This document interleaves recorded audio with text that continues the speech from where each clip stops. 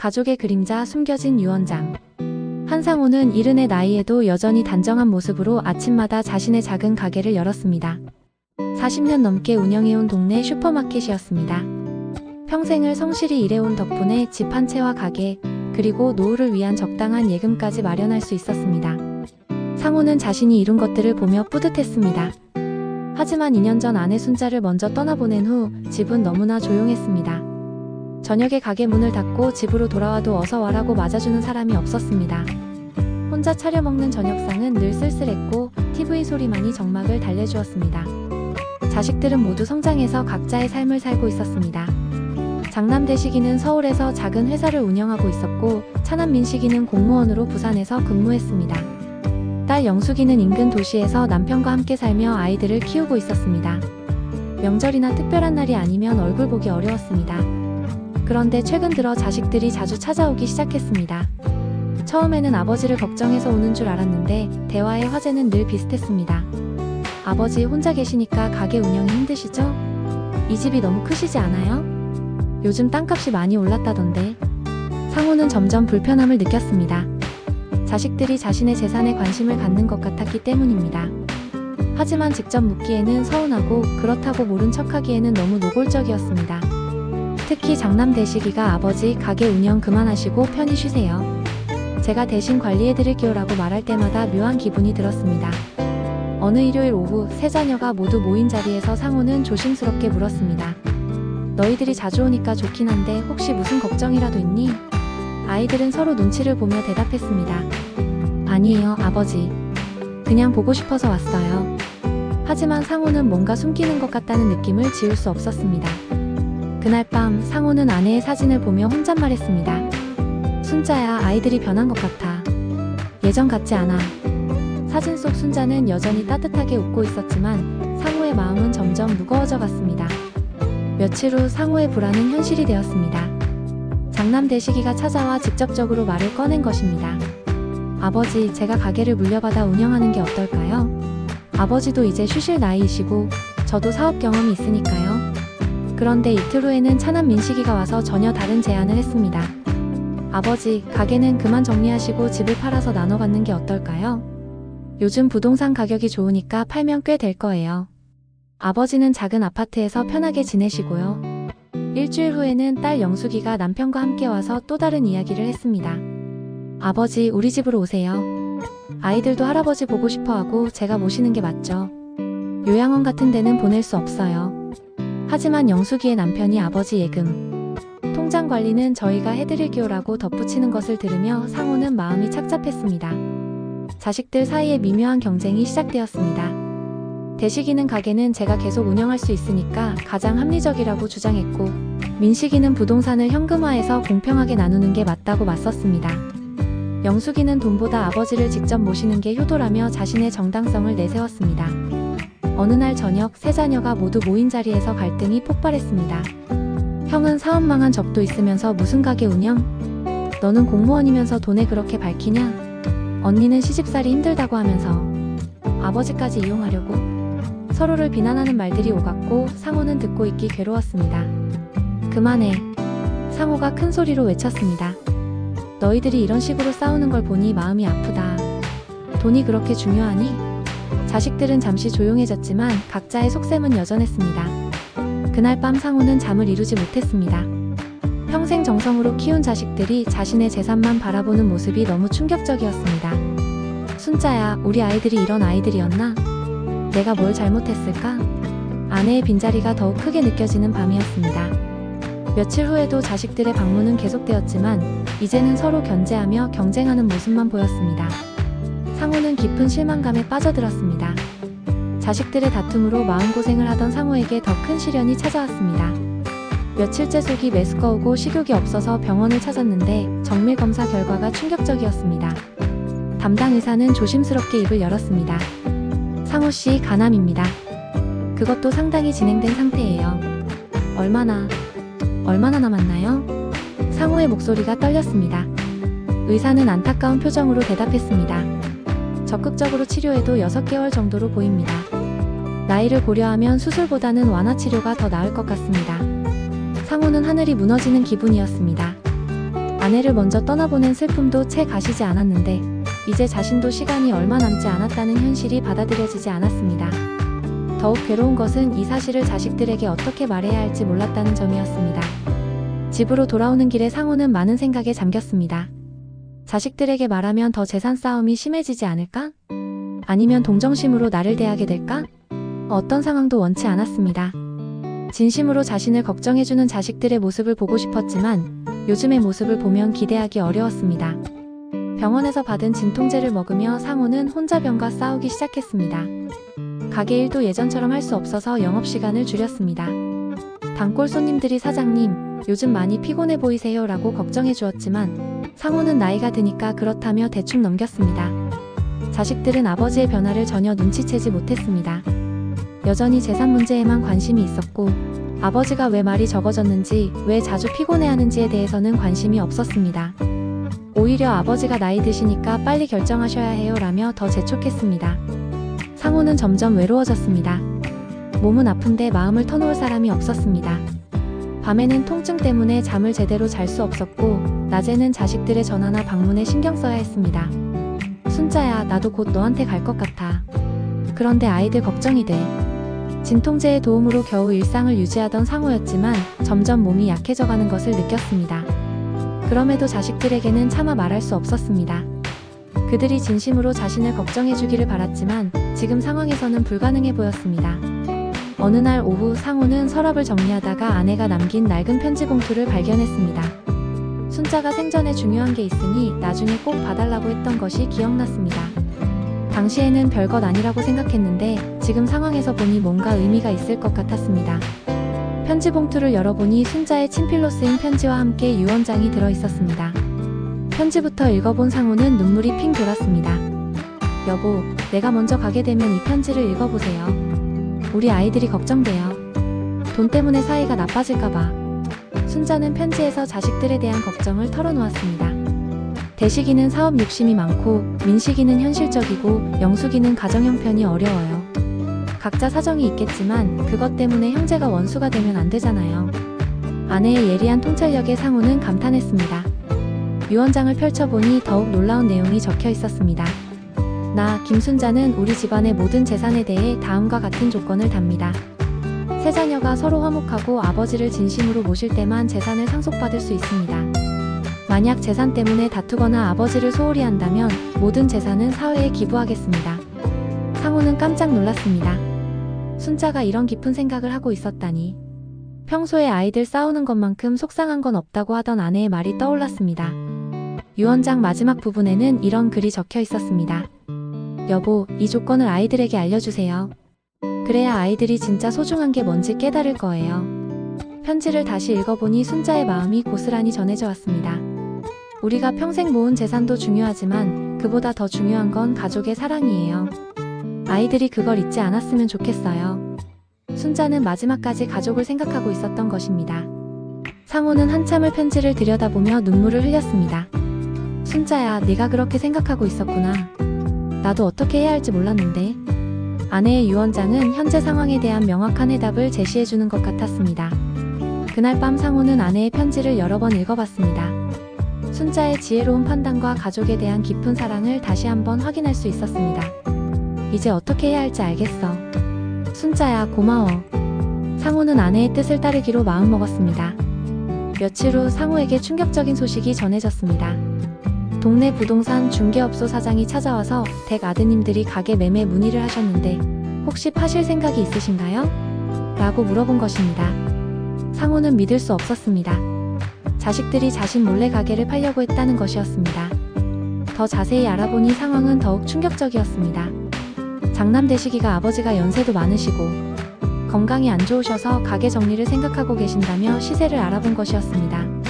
심지어 빨리 팔아야 한다며 시장 가격보다 낮은 금액으로 급매를 알아보고 있었습니다.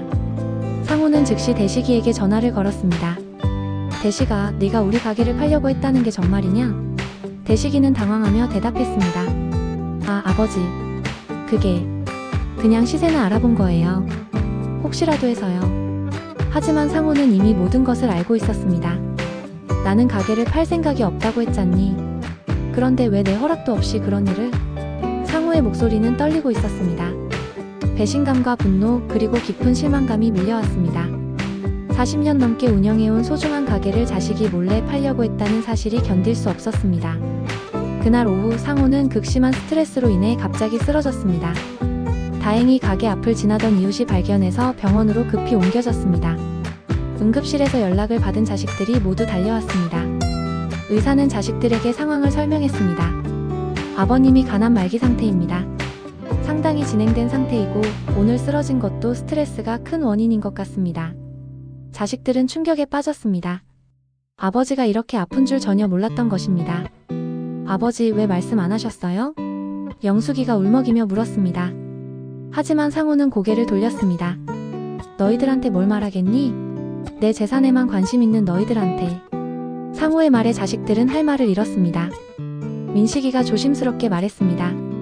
아버지, 저희가 잘못했어요. 앞으로는. 하지만 상호는 쓴웃음을 지었습니다. 이제 와서 무슨 소용이 있겠니? 너희들은 내가 죽기만 기다리고 있었잖아. 병실 안에는 무거운 침묵이 흘렀습니다. 그날 밤 자식들은 병원 복도에서 서로를 바라보며 죄책감에 휩싸였습니다. 아버지의 병을 전혀 모르고 재산 싸움만 하고 있었던 자신들이 부끄러웠습니다. 다음날 아침 상호가 병실에서 휴식을 취하고 있을 때 복도에서 자식들의 목소리가 들려왔습니다. 하지만 들리는 내용은 상호를 더욱 절망하게 만들었습니다. 자식들은 여전히 서로를 탓하며 싸우고 있었던 것입니다. 형이 가게 매매 알아본 것 때문에 아버지가 쓰러지신 거잖아. 민식이가 큰 소리로 말했습니다. 대식이도 지지 않았습니다. 그럼 너는 뭐냐? 집 팔자고 한 게 누구야? 너도 똑같잖아. 영숙이도 끼어들었습니다. 오빠들이 돈 얘기만 해서 아버지가 스트레스 받으신 거예요. 상호는 병상에서 들리는 자식들의 다툼에 분노가 치밀었습니다. 자신이 죽을 병에 걸린 것을 알고도 여전히 서로 탓하며 싸우고 있다니.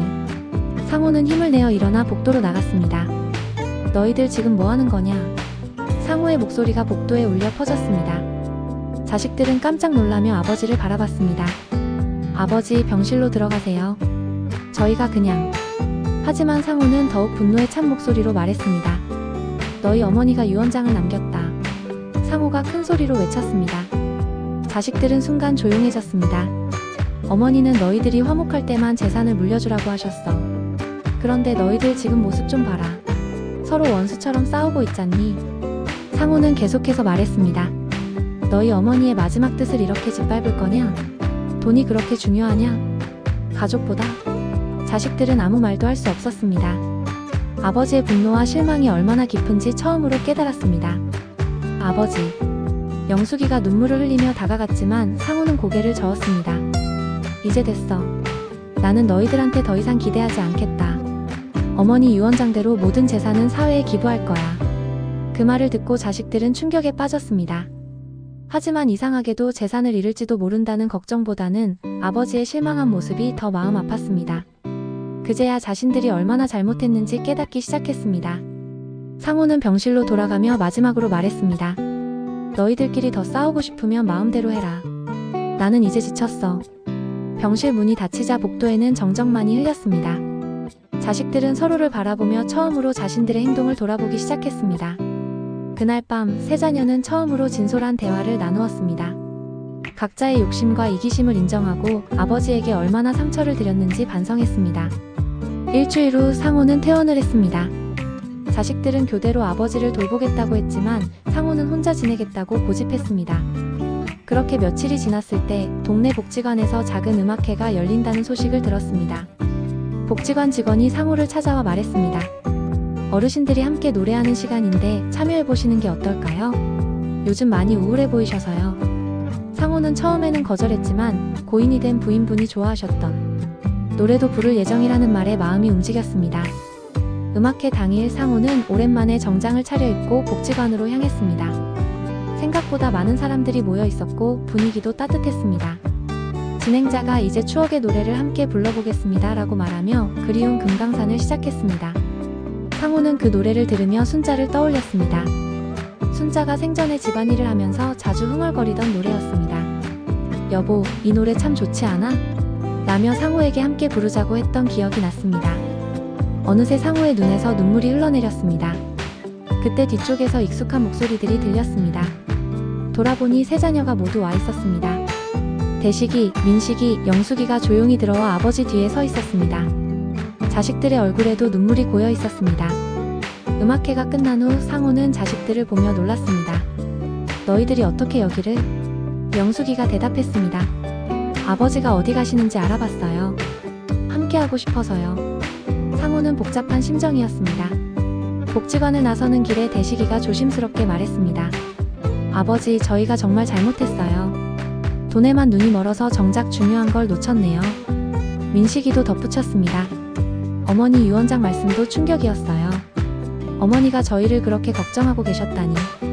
영숙이는 울먹이며 말했습니다. 아버지, 저희가 너무 철없었어요.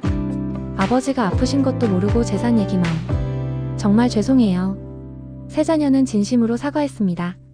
그들의 눈에는 진짜 후회와 반성이 담겨 있었습니다. 상호는 한참을 말없이 자식들을 바라보다가 입을 열었습니다. 너희들이 진심으로 뉘우치는 것 같긴 한데 너무 늦은 건 아닐까? 하지만 자식들은 포기하지 않았습니다. 아버지, 기회를 한 번만 더 주세요. 저희가 정말 달라졌어요. 그날 저녁 네 사람은 오랜만에 함께 저녁을 먹었습니다. 자식들은 서로 양보하며 아버지를 챙겼습니다. 대식이는 형님들이 먼저 드세요 라며 차남에게 양보했고, 민식이는 누나가 고생 많으셨으니 누나부터라며 영숙이를 배려했습니다. 상호는 이런 모습을 보며 조금씩 마음이 풀렸습니다. 아버지, 저희끼리 얘기해봤는데요. 대식이가 조심스럽게 말을 꺼냈습니다. 재산은 상관없어요. 그냥 아버지와 함께 있는 시간이 더 소중하다는 걸 깨달았어요. 민식이와 영숙이도 고개를 끄덕였습니다. 상호는 순자의 사진을 바라보며 생각했습니다. 순자야, 우리 아이들이 달라진 것 같아. 네가 걱정한 일은 일어나지 않을 것 같아. 그날 밤 상호는 오랜만에 평안한 마음으로 잠들 수 있었습니다. 다음 날부터 자식들은 번갈아가며 아버지를 돌보기 시작했습니다. 하지만 이번에는 재산 때문이 아니라 진심으로 아버지와 함께하고 싶어서였습니다. 상호는 자식들의 변화된 모습을 보며 순자의 유언장을 꺼내볼 때가 되었다고 생각했습니다. 한 달 후 상호의 건강이 급격히 나빠졌습니다. 병원에서는 이제 집에서 편안히 지내시는 게 좋겠다고 권했습니다. 자식들은 교대로 아버지를 돌보며 마지막 시간을 함께했습니다. 서로 다투지 않고 협력하는 모습이었습니다. 어느 날 오후 상호는 자식들을 모두 불러 모았습니다. 너희들에게 보여줄 게 있어. 상호는 서랍에서 순자의 편지와 유언장을 꺼냈습니다. 이건 너희 어머니가 남긴 거야. 직접 읽어봐. 자식들은 돌아가며 어머니의 편지를 읽었습니다. 순자가 얼마나 가족을 사랑했는지, 얼마나 걱정했는지가 고스란히 전해져 왔습니다. 특히 유언장의 내용을 읽고는 모두 눈물을 흘렸습니다. 어머니가 이런 마음이셨구나. 영숙이가 울먹이며 말했습니다. 저희를 너무 잘 알고 계셨어요. 대식이도 고개를 숙였습니다. 어머니 말씀이 맞았어요. 저희가 정말 어리석었네요. 상호는 자식들의 모습을 보며 말했습니다. 너희 어머니의 조건을 기억하니?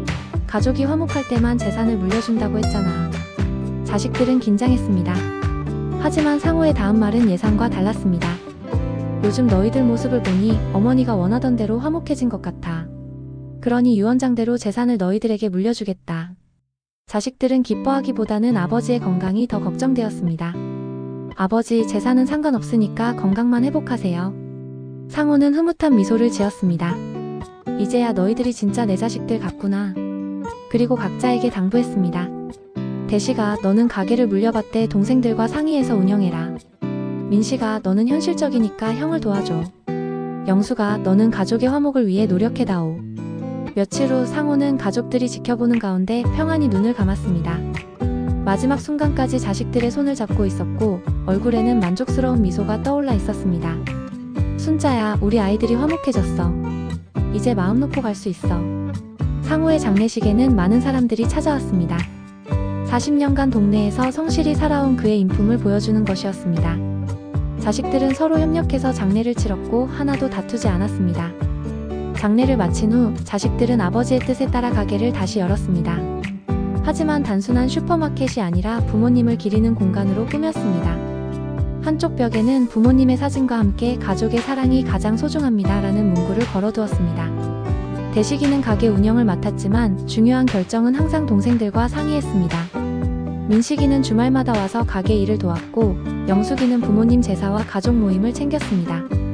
세 남매는 한 달에 한 번씩 모여서 부모님 산소를 찾아 안부를 전했습니다. 아버지, 어머니, 저희가 이제야 깨달았어요. 가족이 얼마나 소중한지. 매번 성묘할 때마다 자식들은 진심으로 감사 인사를 올렸습니다. 상우와 순자가 남긴 진정한 유산은 돈이 아니라 가족의 사랑이었다는 것을 이제야 알게 된 것입니다.